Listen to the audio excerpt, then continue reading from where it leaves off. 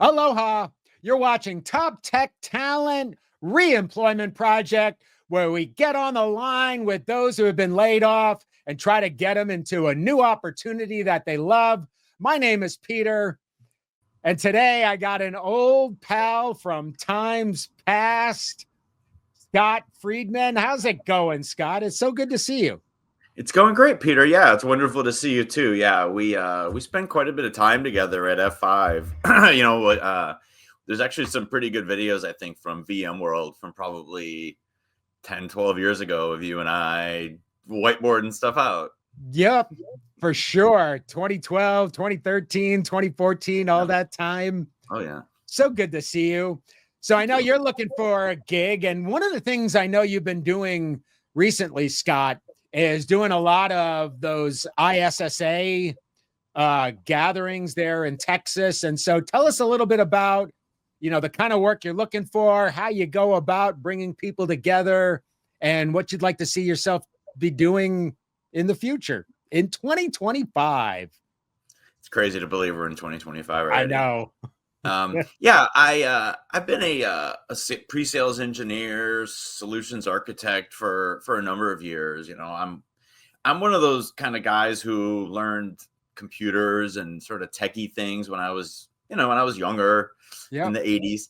I had an Apple computer, and then in my 20s I spent a number of years working at Best Buy, and I think that type of environment, working retail, selling computers to people where it's their first computer. A lot of folks that came in had never had one. So it was an exciting time and a great chance to learn about a lot of different things and get to learn how people work and the best way to kind of, help people solve problems and solve challenges they have. So yeah, I've done, systems architect and pre-sales SE work for a number of years.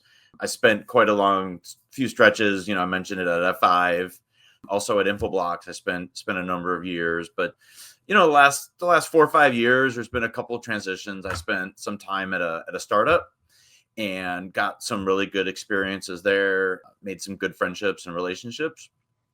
And then all of last year, I was working at the company that used to be Citrix. They're called Cloud Software Group now, conglomerate of a few different companies, and I was on their NetScaler e-commerce team, and went through a layoff the end of last year, and it was the first time I'd ever been laid off in my career, which I felt pretty good about. Pretty happy that been doing this a long time, and it was the first time that I had gotten laid off. But luckily for me, I don't have young kids anymore, so I'm able to kind of do different things and not be so stressed about it. So yeah, I'm always looking to, see what the next role is. I've kind of also considered maybe getting into recruiting. I know there's a lot of people looking for jobs. I know there's a lot of jobs out there, and I feel like this market in general and specific, but just people in general, I feel like the recruiting industry really needs to really, do a better job of, being like a Reese's peanut butter cup. Remember, you take the chocolate, you take the peanut butter, and you meld them together, So I kind of, like to do that. And yeah, like you mentioned, on my other time, which is pretty much all the time now, I'm doing stuff with the North Texas ISSA. I am the events director and oversee all the events planning, and we do local events. There's an international event happening here in April as well. So kind of really involved in that, and we do monthly lunch and learns and happy hours and some culture events. We're trying to keep the culture alive and stuff. So yeah, I see a lot of posts from those events on your LinkedIn profile, and it certainly sounds like working back in the day, you've been sort of helping people figure out what kind of technology really can help them in their day-to-day. So other than being like a relationship builder, what other kinds of unique skills you bring to systems engineering or sales engineering? I really feel like I have done a good job understanding how to help people solve challenges and, listening to their problems. I feel like a lot of salespeople or people that are trying to present to customers want to get into their spiel and don't let the customer kind of tell you, hey, why are we here? Why are we talking today? What are you looking to do? And tell me about it.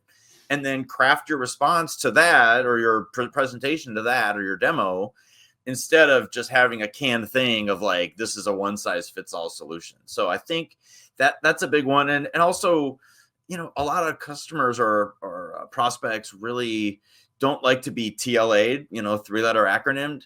And so really it's about helping them understand what the technology or the product or the solution is, and how's it going to solve their challenge, and not confuse them with a lot of technical jargon, especially when a lot of times on the calls, you might have a technical buyer, but also you might have a manager or an executive that's not super technical, but they want to sort of understand what's going on and not be lost. So being able to help them with, what is this actually going to do for me? And why do I need this? Not just, oh yeah, you just want to sell me your product and then I'll see you in 4 years for a renewal. So yeah, right. Like that's a big one. I also have done a lot of, webinars, and I did, when I was at Infoblox, we did a number of live sessions and stuff kind of around like load balancing, global load balancing. So I kind of became a subject matter expert, and I feel I like to use that expertise in different ways as well.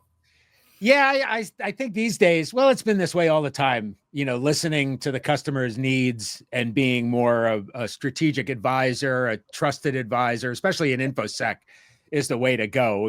More listening than pitching, I think, is critically important. And what is it that you miss the most about working? Is it the relationships you've built and solving those technology problems? Yeah, I feel like, building those relationships and having ongoing conversations, with your customers, with your peers. There's a number of people that I worked with that I, still keep in touch with from my last job, my prior jobs. My buddy, John Delino, I'm going to shout out my buddy, John. He was my account manager when I was at Infoblox. We worked together for 4 years, the two of us, and we've been apart 3 years now, and we still talk almost every day or every week, so it's like the camaraderie of that, and just having ongoing conversations with your customers and kind of knowing what's going on, and being a part of a team instead of sort of being an island on my own, kind of like your background picture. Sometimes it's good to be isolated, but sometimes it's also good to be part of a team, and I feel like I miss that part of it. Yeah, kind of like what we were doing before hitting the record button, just kind of talking shop, catching up, current events, whether it's technology related or not, is I kind of definitely miss that too with certain colleagues. But what are some of the things that you're doing to maybe, self-care for yourself, for your family, to kind of keep the anxiety at bay a bit? Because these are certainly stressful times. Yeah, they can be. I really try and focus on the positive and not dwell on the negative. I will admit that I'm luckily at a point in my life where I don't have young children anymore. So I think if I had gotten let go or gotten laid off and my kids were 3 and 5 years old, and wife not working, or stay-at-home mom, I probably would have been a little more stressed. Luckily, I have a 17-year-old and a 20-year-old. 20-year-olds at Texas State University. So it's kind of nice, I don't have to worry so much about it when my kids can work and they're at school and they're doing other different things. My wife is now working as well. So, honestly, like, people that know me know that I enjoy playing poker. And that's one thing that I've been able to do a lot more of is go play some daily tournaments. And, I feel like I'm getting better. I've been saying that's my retirement plan.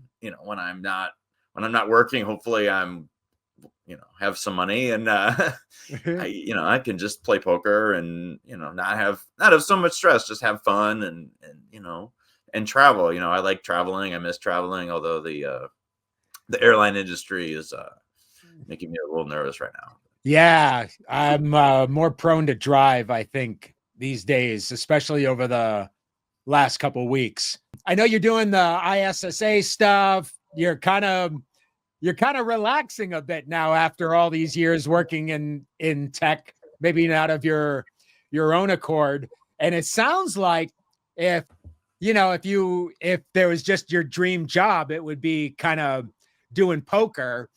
But what would be what would be something you've done recently for the first time? I always had this question.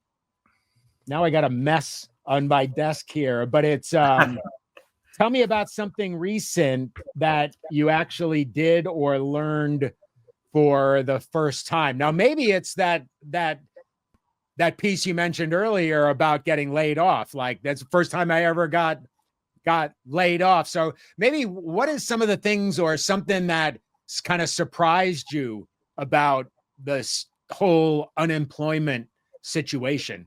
First off, I will say that I learned it's actually pretty easy to file for unemployment and to go through that process.